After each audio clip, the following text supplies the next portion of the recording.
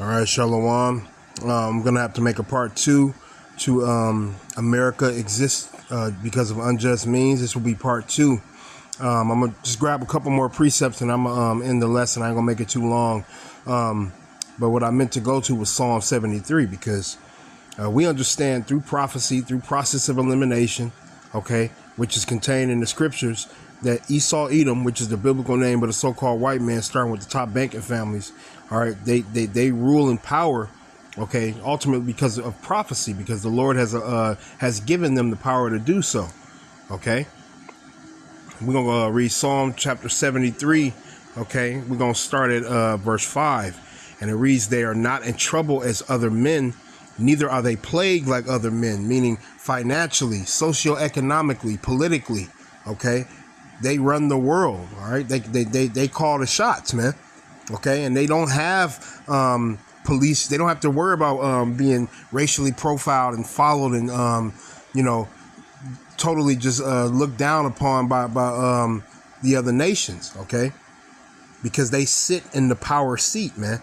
All right, they don't have to worry about being followed around or being pulled over by the cops. Okay, simply because of the color of their skin. All right, they're not plagued with,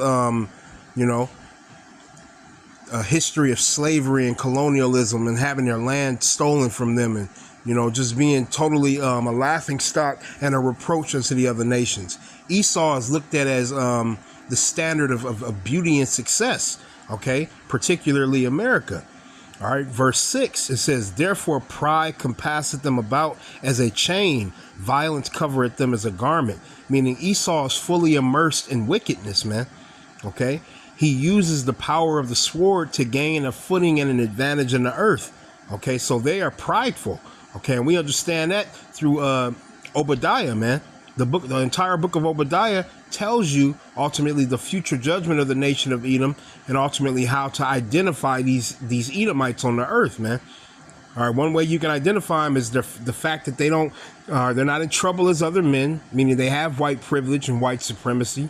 All right, they're not plagued like other men. They don't have to worry about being targeted and unalived and just totally disadvantaged through the system, man. Okay, and we understand because they're proud, okay, and they use violence as a means to gain a footing in the earth. Verse 7, "Their eyes stand out with fatness, they have more than heart could wish," meaning they're usually ultra rich, man. All right, they usually have mansions and the most up-to-date cars and the most up-to-date technology. Okay, Esau is living good in the earth, man. When their eyes stand out with fatness, meaning they're financially successful, they're financially well off, and they pass those riches down to their children, man. All right, this is what we want the Lord to come and take out of the earth. These unjust, unruly, unworthy rulers, man. Okay, verse 8: "They are corrupt and speak wickedly concerning oppression. They speak loftily." What is one way they speak wickedly concerning oppression? They try to talk down or they try to minimize, all right, things like slavery and colonialism. All right, they try to talk down the fact that so-called Black and Hispanic people are totally generationally and systemically disadvantaged when it comes to the American government. The American government is set up to work against so-called Blacks, Hispanics, and Native Indians, who are in fact the Israelites. Esau will say, well, pull yourself up by your own bootstraps. You have a crab in the bucket mentality. All right, that's speaking wickedly concerning oppression when you are the descendants of the people who put us in this position. Okay, they speak loftily because they understand that they have the power, man. Okay, and they'll tell you, okay, that everything that's happening to us, all right, is a result of our own mindsets or a result of our own people. When in fact, we understand his prophecy, first and foremost, start with the prophets, all right, but we understand that the Lord sets these things up. As he set it up, he's going to bring it down, man. Okay, in verse 9, it says, "They set their mouth against the heavens and their tongue walketh through the earth." Esau don't really believe in the Bible, man. He doesn't really believe in the scriptures, okay? When you go into it, man, these Edomites are the physical counterpart of the spiritual demon Satan in the earth, man. All right, and the top banking families, okay, they're sitting comfortably, They don't have to worry about being targeted and oppressed by a system that has been set up against them for hundreds of years. James chapter 5 and verse 1, it says, "Go to now, ye rich men, weep and howl for your miseries that shall come upon you." Meaning, you top banking families, you rich Amalekites, man, you 1948ers, you small hatters, man. The Lord is telling you, you got anguish and misery coming towards you, man. And that's going to happen, Salakia, ultimately through the thermonuclear missiles, okay? And ultimately, why because of you Edomites, you other nations are going to go into slavery, man. Verse 2, your riches are corrupted because you use colonialism and unjust means to acquire them, man. And your garments are moth-eaten. Your gold and silver, which is what they got it all stacked up and stocked up into warehouses underground. Esau hoards all the resources and the riches, man. It says, and the rust of them shall be a witness against you. All right, meaning everything you have is going to become worthless, man. Okay. And it's going to ultimately come back and bite you in the ass for the crimes you committed in the earth. It says, and shall eat your flesh as it were fire. Ye have heaped together treasure for the last days. Meaning you have hoarded the resources and you've tried to prepare yourself for the day of destruction. But there is nothing you can do, man. Esau got these deep underground military bases that he's going to try to use to escape the day of destruction. But it's of no avail, man.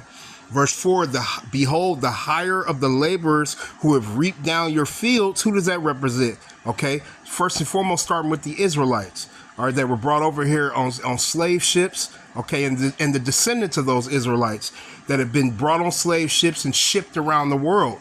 All right, as a result, the Israelites are scattered to the four corners of the earth. We are the laborers who have reaped down Esau's fields, man.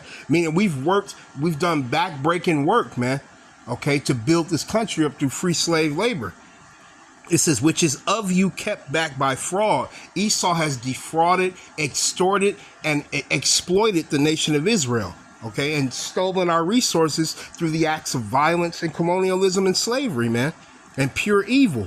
It says, and the cries of them which have reaped are entered into the ears of the Lord of Sabaoth, meaning Yahweh Ba'ashem Yahushai hears our cries, man. Okay, and eventually the Lord is getting ready to answer those prayers, all right, through prophecy, all right, because in the day of destruction, it will be irreversible. The destruction will be unstoppable and irreversible, man. Okay, I'm going to grab two more precepts that'll be the lesson.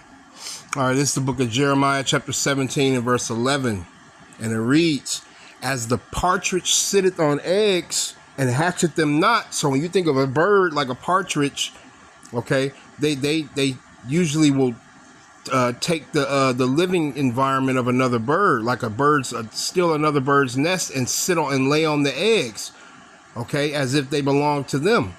All right, that's what partridge birds are known for. All right, they will steal another bird's eggs and literally sit on them until they hatch. It says, so he that getteth riches and not by right. That's exactly what you Edomites did, man. You've gained immeasurable wealth in the earth because of your crimes and because of your wickedness. It says, so he that getteth riches and not by right shall leave them in the midst of his days, and at his end shall be a fool. Let's read it in the NLT. Like partridge that hatches eggs and that she has not laid, so are those who get their wealth by unjust means. And you Edomites fit that to a T, man. It says, at midlife, they will lose their riches. In the end, they will become poor, old fools. Okay?